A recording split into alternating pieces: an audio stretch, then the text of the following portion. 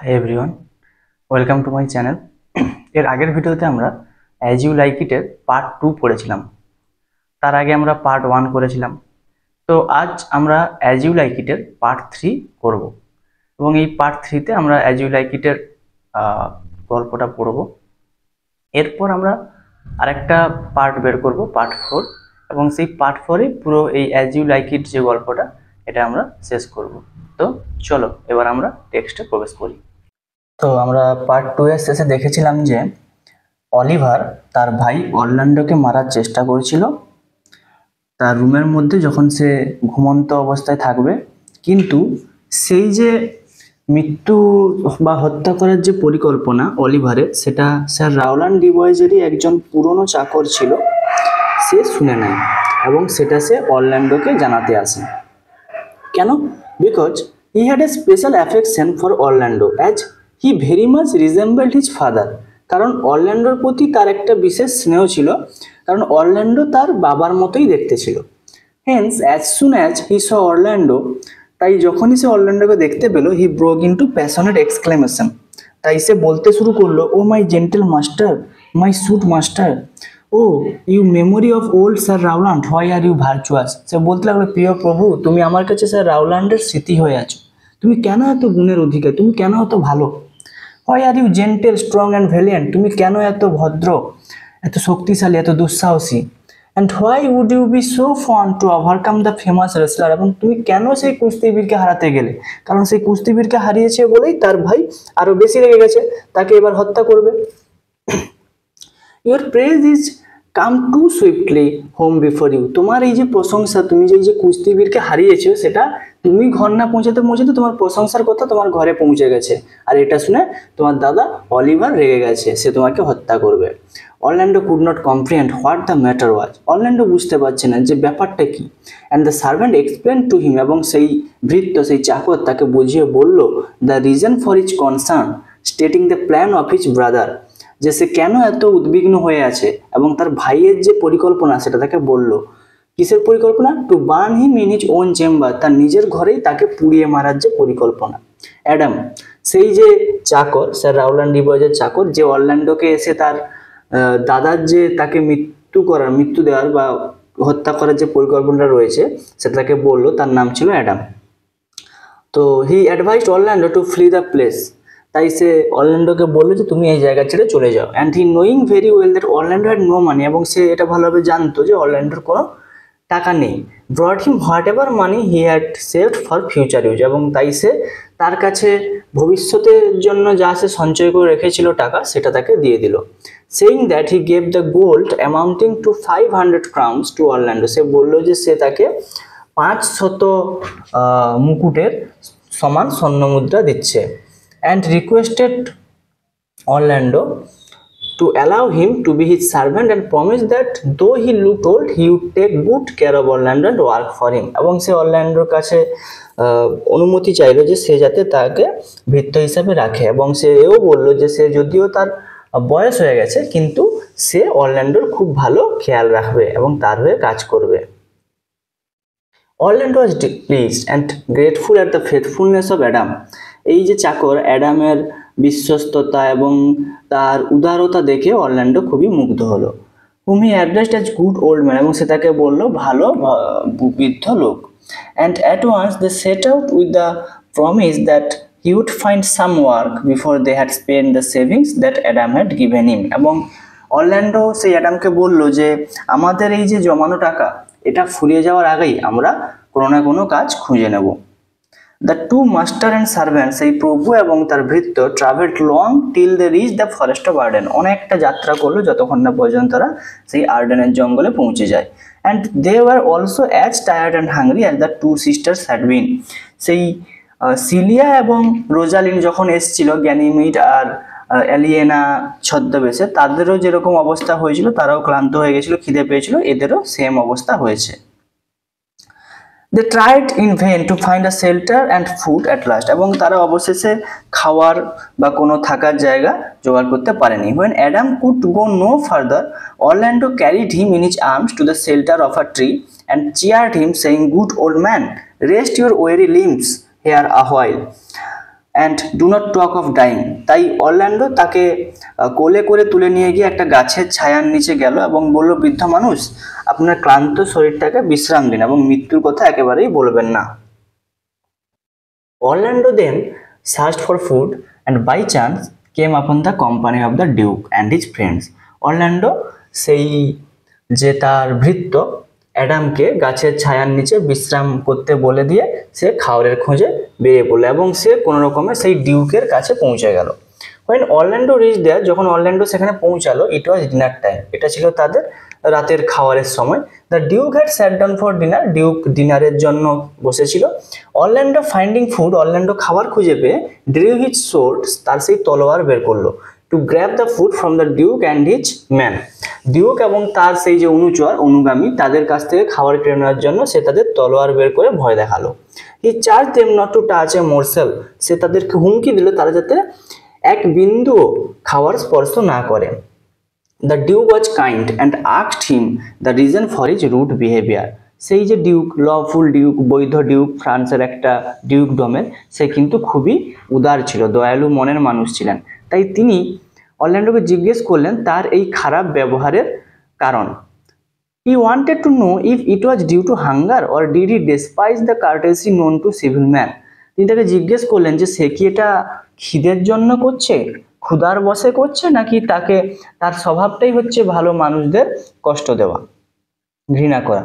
Orlando replied that as he was dying of hunger, he had thought that in this wild forest he had to put up such behavior in order to get food. Orlando উত্তর দিল যে যেহেতু সে খিদেই মারা যাচ্ছে এবং তার মনে হলো যে এই জঙ্গলে খাবার পেতে গেলে তাকে এই রকমই আচরণ করতে হবে। The Duke spoke to him kindly and asked him to sit down for dinner. Duke তাকে খুবই দয়ালুর সঙ্গে বললেন, তুমি ডিনার করতে বসো। Orlando then spoke of Adam. তারপর অরল্যান্ডো তার যে ভৃত্য অ্যাডামের কথা বলল, and declared that though he was hungry, he would not touch food unless Adam was fed. এবং সে বলল যে যদিও তার অনেক খিদে পেয়েছে কিন্তু যতক্ষণ না অ্যাডামের খাওয়া হচ্ছে ততক্ষণ সে খাবে না। The Duke told him to bring his friend and said that they would wait for them. Duke তাকে বলল যে যাও তুমি তোমার বন্ধুকে অ্যাডামকে নিয়ে আসো এবং আমরা তোমার জন্য অপেক্ষা করব। Orlando went quickly. অরল্যান্ডো তাড়াতাড়ি করে গেল। brought the old man, সেই বৃদ্ধ মানুষটিকে নিয়ে এলো। and then both of them along with the Duke, এবং তারা দুজনেই ডিউকের সঙ্গে had food to their satisfaction, খুবই সন্তুষ্টির সঙ্গে খাবার খেলো। Adam on having food regained his lost strength, এবং অ্যাডাম খাবার খেয়ে তার আবার শক্তি ফিরে পেল। After the dinner, the Duke asked Orlando about him, and when he came to know that Orlando was his friend's son, he took Orlando and Adam under his care. তো এই ডিনারের পরে যখন ডিউক জানতে চাইলো অরল্যান্ডোর পরিচয়, তখন অরল্যান্ডো জানালো যে সে স্যার রাওল্যান্ড ডি বয়েজের ছোট ছেলে। এবং এই কথা শুনে ডিউক জানতে পারলেন যে সে অরল্যান্ডো তার বন্ধুর ছেলে, তাই অরল্যান্ডো এবং অ্যাডামকে তার হেফাজতে তিনি রেখে দিলেন। After a few days, while roaming in the forest, Ganymede and Eliana were surprised to see Rosalind's name carved on the bark of the trees and love sonnet, all addressed to Rosalind attached to them. কিছুদিন পর যখন সেই জঙ্গলের মধ্যে Ganymede এবং এলিয়েনা, মানে আসলে যে রোজালিন্ড আর সিলিয়া, তারা যখন ঘুরছিল জঙ্গলের মধ্যে, হঠাৎ তারা গাছের ওপর দেখতে পায় রোজালিন্ডের নাম খোদাই করা আছে এবং সেখানে একটা প্রেমের কবিতাও লেখা আছে এবং সবকিছুই রোজালিন্ডকে উদ্দেশ্য করে। তো এটা দেখে তারা অবাক হয়ে যায়, কারণ এই জঙ্গলের মধ্যে রোজালিন্ডকে কে চিনলো, রোজালিন্ডের নাম এবং তার পাশে প্রেমের কবিতা, এগুলো কে লিখলো।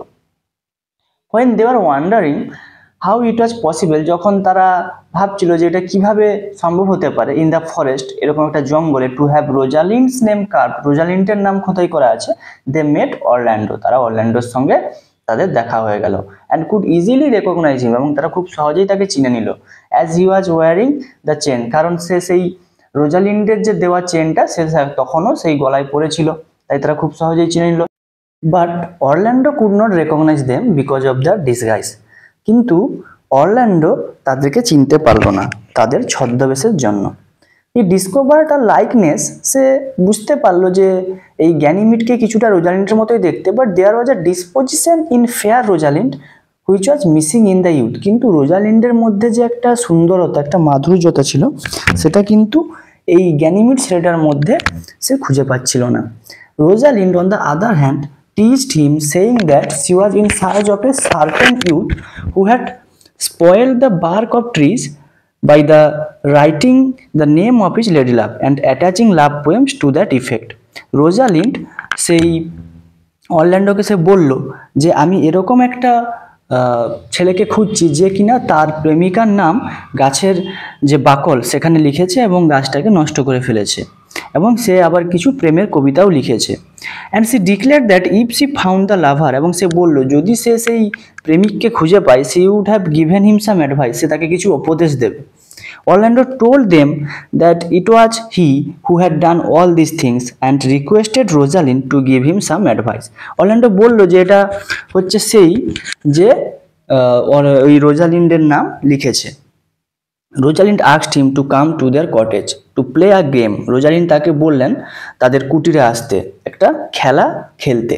In which Rosalind in her male attire would feign to be his lady love, যেখানে রোজালিন্ড তার পুরুষের ছদ্মবেশে তিনি তার প্রেমিকার অভিনয় করবেন, with all sorts of feminine pranks and whims, এবং যেখানে সমস্ত রকম খামখেয়ালিপনা থাকবে। And Orlando would woo her as a genuine lover, এবং অরল্যান্ডো তাকে একজন সত্যিকারের প্রেমিকের মতো তাকে প্রেম নিবেদন করবে।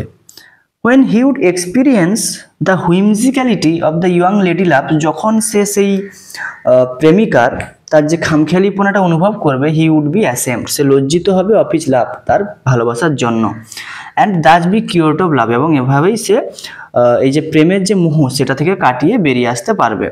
সো অ্যাজ ফিক্সড, তাই যেভাবে স্থির হলো, everyday Orlando came over to the cottage and wooed Ganymede as Rosalind, প্রতিদিনই অরল্যান্ডো সেই গ্যানিমিডের কুটিরে আসতো এবং গ্যানিমিডকে সে প্রেম নিবেদন করতো রোজালিন্ড ভেবে। But it did not seem that Rosalind made any progress in curing Orlando of his love for Rosalind, কিন্তু মনে হচ্ছিল যে রোজালিন্ড অরল্যান্ডোকে তার যে প্রেম রোগ সেটা সারাতে খুব বেশি সাহায্য করতে পারছিল না। Rather she felt highly satisfied and amused to know how truly Orlando loved her, বরং সে মজা পেতে লাগলো এবং খুশি হলো জেনে যে অরল্যান্ডো তাকে সত্যি এতটা ভালোবাসে।